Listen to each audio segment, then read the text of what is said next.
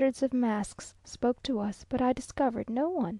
One in a domino was particularly anxious to direct my attention to the Poblana dress, and asked me if it would have done for me to attend a fancy ball in such a costume. Very angry at his absurdity, I began to explain how I should have dressed, when I recollected the folly of explaining anything to a creature whom I did not know. C n stepped out of the box to walk amongst the crowd, at which various masks showed great signs of joy, surrounding and shaking hands with him. The boxes were filled with ladies, and the scene was very amusing. Señor M , whose box we occupied, ordered in cakes and wine, and about 1 o'clock we left the ballroom and returned home, one of our soldiers acting as lackey. I paid a visit the other day, which merits to be recorded. It was to the rich Señora , whose first visit I had not yet returned. She was at home, and I was shown into a very large drawing room, where, to my surprise, I found the lamps, mirrors, etc., covered with black crape, as in cases of mourning here. I concluded that some one of the family was dead, and that I had made a very ill timed first visit. However, I sat down, when my eyes were instantly attracted by something awful, placed directly in front of the sofa where I sat. There were 6 chairs ranged together, and on these lay stretched out a figure, apparently a dead body, about 6 feet long, enveloped in black cloth, the feet alone visible from their pushing up the cloth. Oh, horror! Here I sat, my eyes fixed upon this mysterious apparition, and lost in conjecture as to whose body it might be.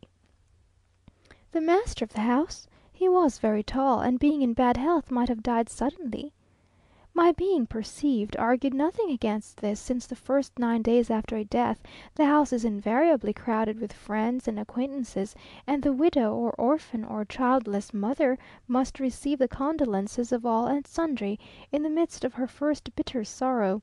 There seems to be no idea of grief wishing for solitude. Pending these reflections, I sat uneasily, feeling or fancying a heavy air in the apartment, and wishing most sincerely that some living person would enter. I thought even of slipping away, but feared to give offence, and in fact began to grow so nervous, that when the Señora D entered at length, I started up as if I had heard a pistol. She wore a coloured muslin gown and a blue shawl, no signs of mourning. After the complimentary preface, I asked particularly after her husband, keeping a side glance on the mysterious figure.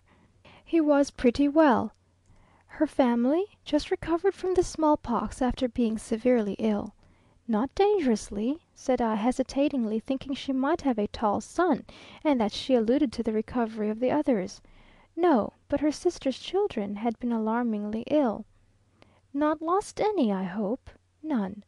Well, so taken up was I that conversation flagged, and I answered and asked questions at random, until at last I happened to ask the lady if she were going to the country soon. Not to remain, but to-morrow we are going to convey a Santo Cristo, a figure of the crucifixion, there, which has just been made for the chapel, glancing towards the figure, for which reason this room is, as you see, hung with black. I never felt so relieved in my life, and thought of the mysteries of Udolpho. The houses being so large, and the servants not drilled to announce visitors, besides that the entresols are frequently let to other families, it is a matter of no small difficulty for a stranger to pioneer him or herself into the presence of the people of the house. The mistakes that I have made, for not being aware of this fact concerning the entresols, which are often large and handsome, and the porter having begged me to walk up, I generally stopped at the first landing place, and then walked up to the first door that I saw. I did walk in one morning upon 2 gentlemen who seemed marvellously startled by my visit. They looked like 2 medical students, and were engaged before a table, heaven knows how, dissecting, I imagine. I inquired for the Señora , which astonished them still more, as well it might. However, they were very civil, and rushed downstairs to call up the carriage. After that adventure, I never entered a house unaccompanied by a footman, until I had learnt my way through it. We had a pleasant dinner party a few days ago at the Prussian Minister's, and met the C.'s family there. The Condesa de C. has been a long while in Europe, and in the best society. and is now entirely devoted to the education of her daughters, giving them every advantage that Mexico can afford in the way of masters, besides having at home a Spanish governess to assist her, an excellent woman, whom they regard as a second mother. Though there is very little going on in Mexico at present, I amuse myself very well. There is so much to see, and the people are so kind and friendly. Having got riding horses, we have been making excursions all round the country, especially early in the morning, before the sun is high, when the air is delightfully cool and refreshing. Sometimes we go to the Viga at 6 in the morning to see the Indians bringing in their flowers and vegetables by the canal. The profusion of sweet peas, double poppies, blue bottles, stock gilliflower, and roses I never saw equalled. Each Indian woman in her canoe looks as if seated in a floating flower garden. The same love of flowers distinguishes them now as in the time of Cortes, the same which Humboldt remarked centuries afterwards. In the evening, these Indian women in their canoes are constantly crowned with garlands of roses or poppies. Those who sit in the markets selling their fruit or their vegetables appear as if they sat in bowers formed of fresh green branches and coloured flowers. In the poorest village church the floor is strewn with flowers, and before the service begins fresh nosegays are brought in and arranged upon the altar. The baby at its christening, the bride at the altar, the dead body in its bier, are all adorned with flowers. We are told that in the days of Cortes a bouquet of rare flowers was the most valuable gift presented to the ambassadors who visited the court of Montezuma, and it presents a strange anomaly, this love of flowers having existed along with their sanguinary worship and barbarous sacrifices.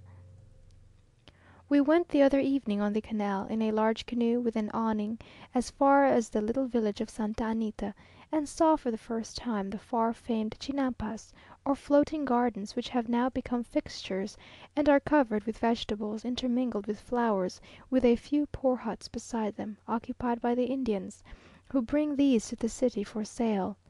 There were cauliflowers, chile, tomatoes, cabbages, and other vegetables, but I was certainly disappointed in their beauty. They are, however, curious on account of their origin. So far back as 1245, it is said, the wandering Aztecs or Mexicans arrived first at Chapultepec, when, being persecuted by the princes of Taltocan, they took refuge in a group of islands to the south of the lake of Tezcuco. Falling under the yoke of the Tezcucan kings, they abandoned their island home and fled to Tezapan, where, as a reward for assisting the chiefs of that country in a war against other petty princes, they received their freedom, and established themselves in a city to which they gave the name of Mexicalcingo, from Mexitli, their god of war, now a collection of strong barns and poor huts.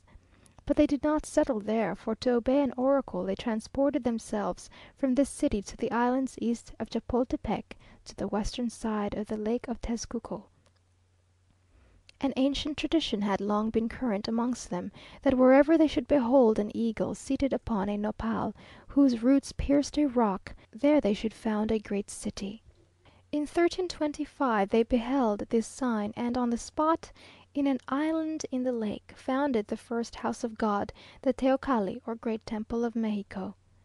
During all their wanderings, wherever they stopped, the Aztecs cultivated the earth and lived upon what nature gave them. Surrounded by enemies, and in the midst of a lake where there are few fish, necessity and industry compelled them to form floating fields and gardens on the bosom of the waters.